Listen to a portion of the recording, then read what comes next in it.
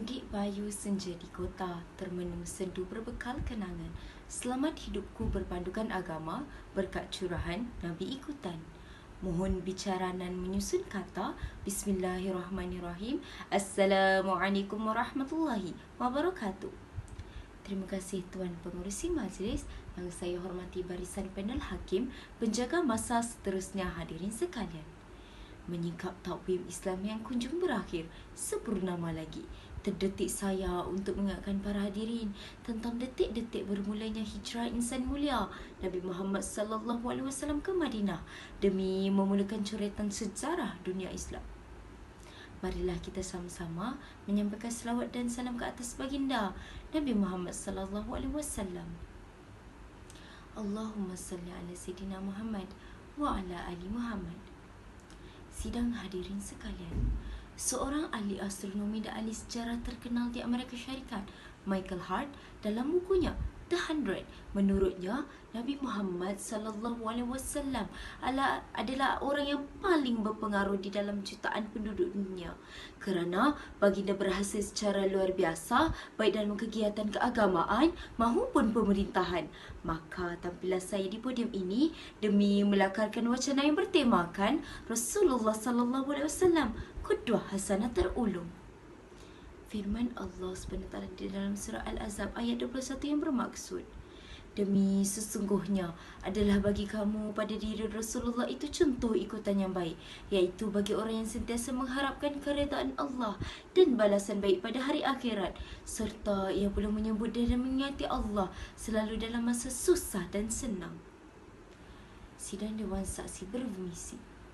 Indikator saya yang pertama di bawah lembayung kata ketabahan Rasulullah, penguat perjuangan. Antara sifat-sifat teladan Rasulullah ialah ketabahan baginda di dalam menempuh kehidupan sebagai anak yatim, menghadapi kebencian kaum musyrikin Mekah, kesedihan yang menimpa hidup baginda kerana kehilangan bapa saudara, isteri dan anak tercinta, dan paling utama, kesabaran baginda menghadapi pesona kekuasaan dengan tawaran pangkat dan darjat agar meninggalkan misi dakwah beliau. Dalam hal ini, Ibnu Kathir menyatakan bahawa tawaran tersebut diajukan oleh Utbah bin Rabi'ah yang bertemu baginda di rumahnya.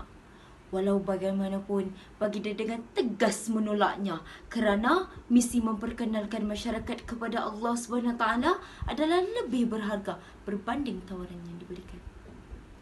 Sidang Dewan Saksi bermisi. Indikator saya yang kedua di bawah lembayung kata Rasulullah dan dermawan berpisah tiada. Baginda juga bersifat dermawan, gemar menjamu tetamu, berinfak, membantu jiran terdekat serta menjenguk orang yang sakit. Nabi Muhammad SAW sentiasa berbuat baik kepada sesama manusia, sama ada orang yang Islam maupun yang bukan Islam. Dalam sebuah hadis daripada Anas radhiyallahu anhu, beliau berkata, ada seorang budak Yahudi yang bekerja membantu Nabi telah menderita sakit. Maka Nabi menziarahinya, lalu baginda duduk di sisi kepalanya, lalu menyeru, masuklah Islam. Budak itu memandang kepada bapanya, lalu bapanya berkata, taatilah Nabi. Lantas budak itu memeluk Islam. Kemudian Nabi keluar sambil bersabda, segala puji bagi Allah yang telah menyelamatkan budak itu dari neraka. Sidang Dewan yang dikasihi sekalian, indikator saya yang ketiga di bawah lembayung kata berani tunjang kejayaan hakiki.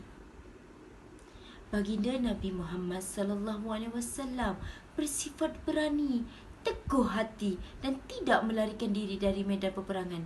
Baginda Nabi Muhammad SAW memimpin beberapa siri peperangan yang dimenangi oleh tentera muslimin. Berdasarkan hadis riwayat Sahal bin Sa'ad radhiyallahu anhu bahawa dia ditanya tentang luka Rasulullah dalam perang Uhud. Jawab Sahal, muka Rasulullah luka, taring beliau patah dan topi baju yang dipakainya pecah. Lalu Fatimah binti Rasulullah yang membersihkan darahnya, Ali bin Talib yang menyiramkan air dari perisainya. Ketika dilihat Fatimah, darah bertambah banyak keluar. Diambilnya potongan pelepah kurma, lalu dibakarnya sampai menjadi abu. Kemudian abu itu diletakkan di atas luka baginda sehingga darahnya berhenti keluar. Sebagai intihar, Melalui serampang 3 hujah yang saya nyatakan itu tadi, maka jelaslah bahawa Nabi Muhammad sallallahu alaihi wasallam adalah contoh yang paling agung di zaman ini. Saya tinggalkan hadirin dengan kata-kata hikmah. Yang terbaik di antara kalian adalah mereka yang berakhlak paling mulia. Biar ilmu tidak sebesar gunung, namun adab menjadi tunjang. Biar bicara tidak disorong, tapi tauladan sentiasa gemilang. Sekian.